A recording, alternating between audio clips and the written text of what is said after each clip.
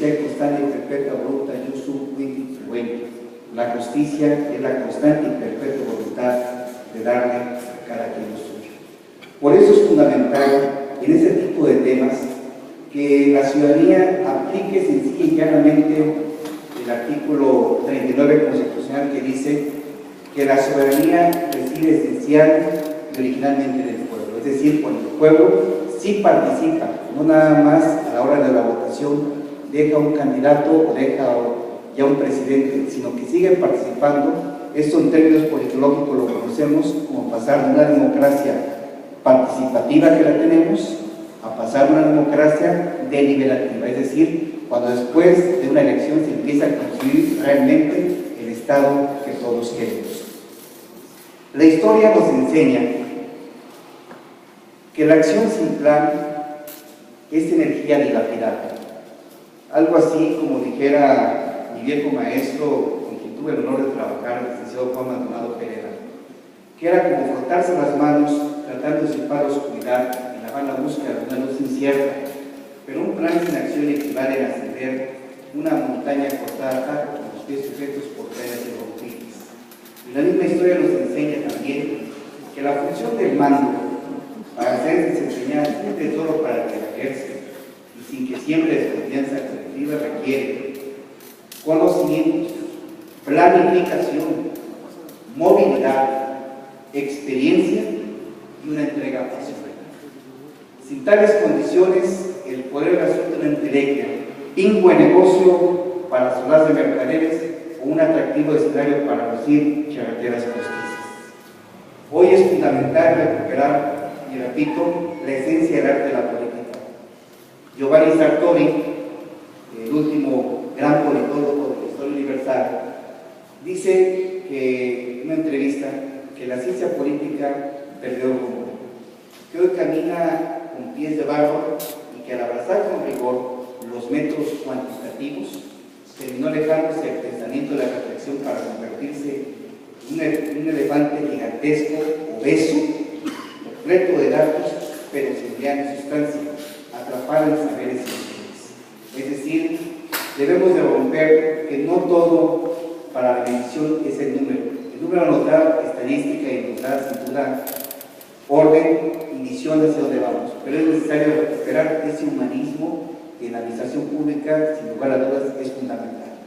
Por eso, en el tema de transparencia y rendición de cuentas, señor candidato, si el pueblo de Jalapa le brinda el privilegio y la oportunidad, yo le hago, quiero hacerle 9 propuestas que las he recogido, no son de mi autoría, sino de correligionarios, con ciudadanos, y que la primera tiene que ver con la creación de 2 organismos fundamentales.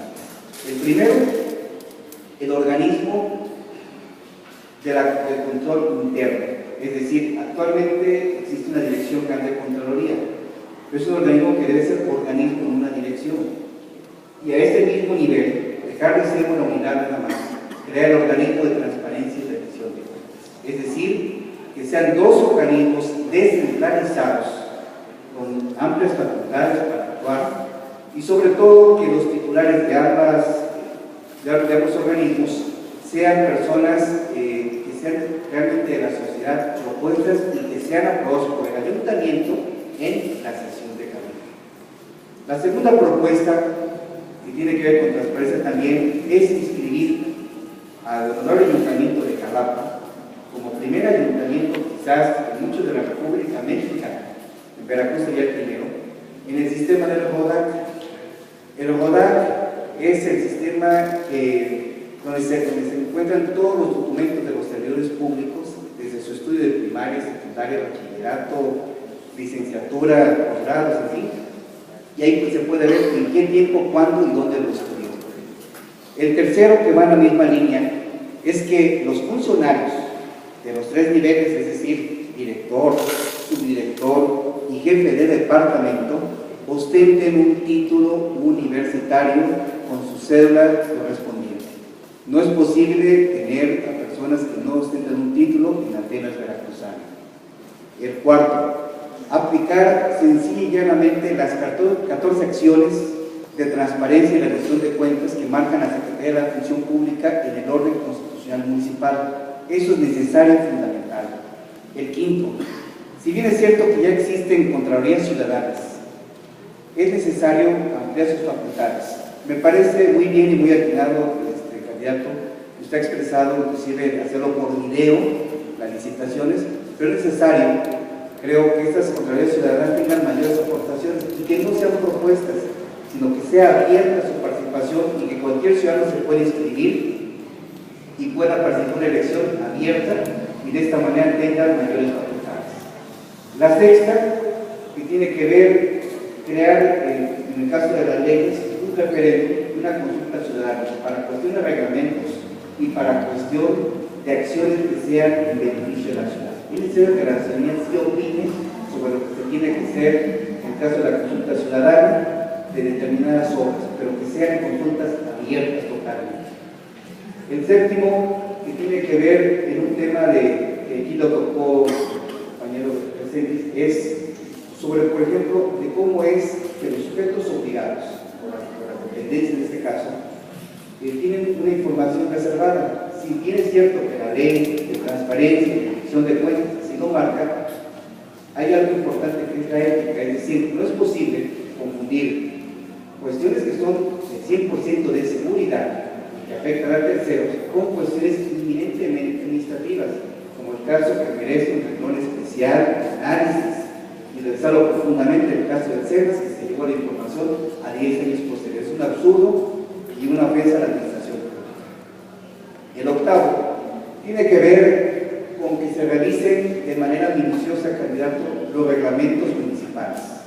Hoy encontramos en los reglamentos municipales totalmente bipolaridades, no acuerdos, no son congruentes, inclusive uno con otro choca. Es importante hacer una revisión.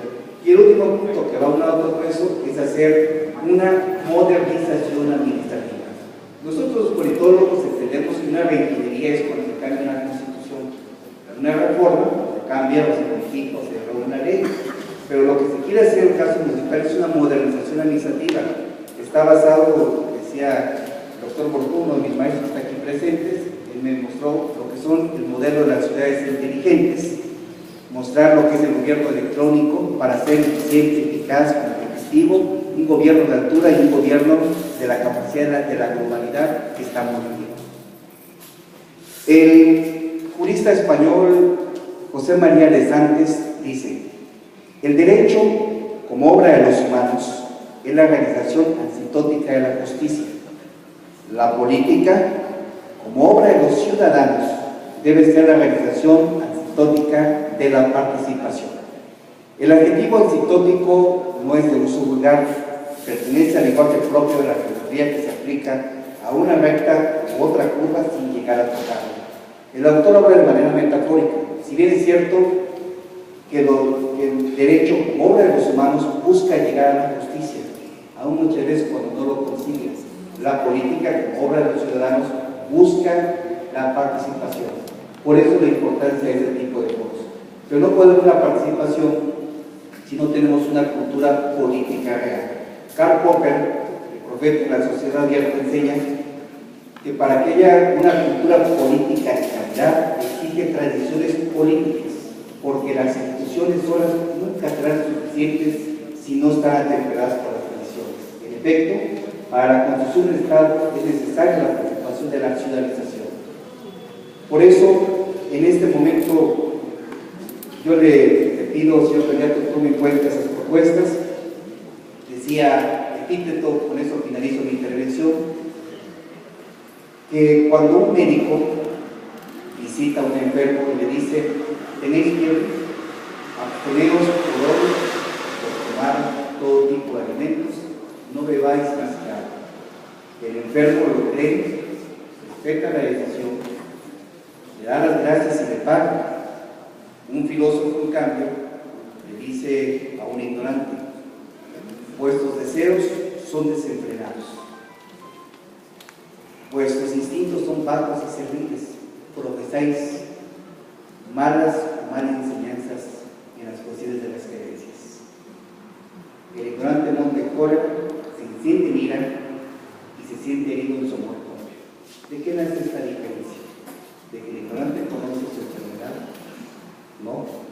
diferencia más es que el enfermo sí conoce su mal, pero el delirante no. Por eso, con el arte de la política, hagamos que la política descubra nuestros males y nos enseñe cómo corregirlos. Es necesario conjuntar la esencia de la política en todo ese tipo de temas, recuperar el honor que tiene Jalapa de Veracruz en el arte de la política. El cambio de la acción es infinito. En esta tarde, con mis demás compañeros, no hemos venido a predicar quietud, sino trabajo. Muchas gracias.